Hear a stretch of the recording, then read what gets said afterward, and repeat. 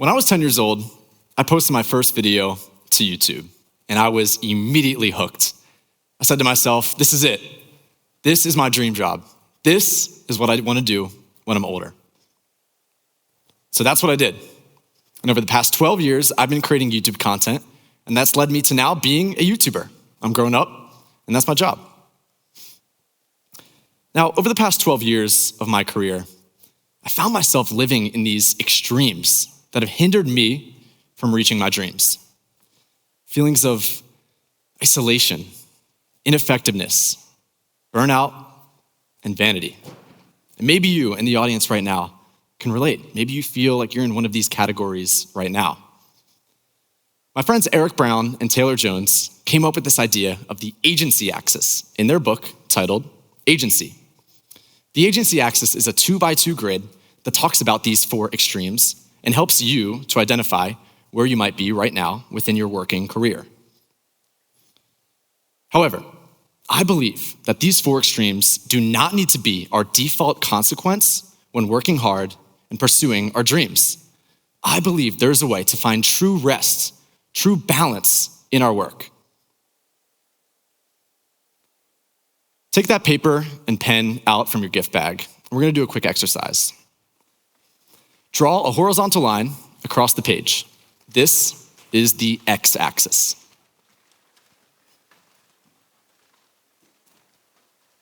After you've done that, think to yourself, am I someone who tends to think about my ambitions, my career, my goals, my dreams? Or am I someone who loves to be with others, talk about others' dreams, spend time with others, serving others? Plot yourself somewhere along this x-axis.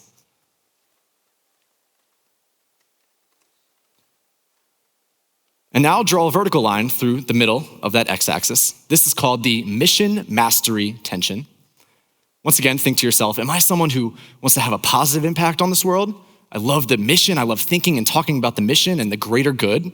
Or am I someone who wants to be really good at what I do? You love the details, you love the logistics. I'll be honest, this one's probably me. I love perfecting my craft, I love making sure everything I do is perfect, but maybe you're somewhere in the middle. Plot yourself on that axis. Now this is the full agency axis. Find that intersection point where those 2 points align and plot yourself in one of these 4 quadrants. Let's first start with the bottom left quadrant, isolation. In 2013, when I started becoming a YouTube creator, I posted one video every single day. And I did that for 7 years. Why? I loved YouTube. That's all I wanted to do. That was my ambition. That was my goal every day, was get home off the school bus, right to the basement, get up, get the iPad out, and make a YouTube video. That's what I love to do. However, I was so focused on perfecting every single video, and I was so focused on my own goals and desires that I found myself isolated. Isolated from friends, family. I really had no friends growing up. YouTube was my entire life. My identity was in my YouTube career, my channel, my views, my subscribers. That was everything to me. So after 7 months of posting daily content creation, it was starting to catch up to me. In 2019, a popular game emerged. You see, my YouTube channel was based around this game called NBA Live Mobile. Maybe you've heard of it. And in fall of 2019, this brand new game was taking the world by storm. It was called Fortnite. And it ultimately killed my channel. All of my viewers left, stopped playing NBA Live Mobile, and started to watch Fortnite creators. My views were hundreds of thousands, tens of thousands, and then ultimately they went to 0. I was distraught. My entire life was being a YouTuber. I lost the fans, I lost the views, I lost the subscribers. My dreams were over. And so what I did was I quit. I stopped posting videos. I did nothing. I thought my YouTube dreams were over. I started applying for colleges, took the ACT, toured campuses like Penn State. I did not want to go to any college. I just wanted to be a YouTuber. A few months later, COVID hit, and it unlocked a couple more hours more in my schedule with remote classes. I wanted to get back into doing something YouTube related, and my friend at the time said, hey, I'm looking for an editor. Could you edit my videos? I said, sure, let's do it. I love YouTube, I love editing, so I did that. And that led to another client, and another client, and another client, and another client, and another client, and then, no. I found myself with dozens of clients after just a few months because I loved it, I was good at it. However, I wasn't taking care of myself. I was so focused on others and so focused on my mission, but I wasn't making any YouTube videos for myself. I was ineffective. Maybe this is you right now. We all know someone who might be a little bit ineffective. They love the mission, they love talking about transformation, and they love others, but maybe they, at the end of the day, they struggle getting their work done. Maybe that's you, and that's okay. Fast forward, having dozens and dozens of YouTube editing clients. At one point, I just said, I'm getting exhausted. I've been staying up late every night.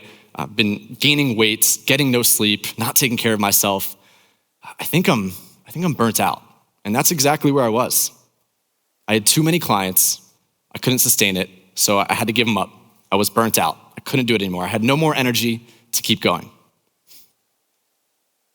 So I started from square one. I came to Penn State, I'm an entrepreneurship major, and I stumbled across this place called the Happy Valley Launchbox, downtown in State College. I went to the Launchbox one day and said, hey, I'd love to build a sustainable and scalable business that won't cause me to burn out, and I want to be a YouTuber. And they said, okay. We've never had anyone want to be a YouTuber before, but we can figure it out. They said, how about you do this? Talk to some sports fans, figure out what they're doing right now in terms of how they consume content. Do they watch traditional media? Do they read the newspaper? Do they read the Bleacher Report app?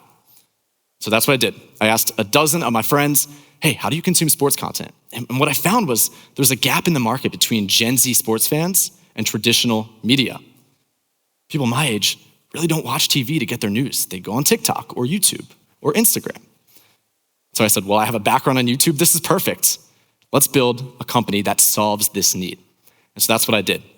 I assembled some friends here at Penn State. We started posting videos to YouTube, Instagram, and TikTok. And in just 8 months, we had 100,000 subscribers on TikTok. I was like, oh my goodness, my dreams, they're happening again. I'm a creator, I'm a YouTuber. A few months later, we had 100,000 followers on YouTube. It was happening. We had brands reaching out to us left and right. Hey, can you promote this product? Absolutely. Hey, can you promote this? Sure. They were throwing money at us. Even if we didn't really use the product or service, we would promote it because we wanted to be YouTubers. I wanted to be a YouTuber. We won a few pitch competitions here at Penn State, raised some money, and we were scaling. It was happening. I was living the dream. I was a YouTuber. I needed a little bit more money to be able to graduate with this as a full-time job. And so we had a few sports betting companies reach out to us. Personally, I don't sports bet. A lot of our team doesn't sports bet. Honestly, I don't think it's a good thing for this world, but they were throwing lots of money at us, more money than I've ever seen. And honestly, I really wanted to take it. And so we set up some meetings with them, and we were about to sign a contract. More money than I'd ever seen. This would finally put me over the line, and I could be a YouTuber. The night before that closing meeting, I was in bed, about to go to sleep. I thought to myself, wait, why am I even doing this? I don't even sports bet myself, let alone do I think it's a good thing for this world? Why? I found myself in vanity. I had this wave of guilt over me. Justin, why are you doing that? That's not you. That's not taking care of your fan base. You're promoting exploitative products. Don't do that. And so we canceled the meeting, didn't sign the contract, didn't take the deal. Fortunately, over the past few years, we've been blessed. We've had a ton of brands reach out to us that want to work with us, and they've been able to help me become a full-time YouTuber now that I graduated a few months ago.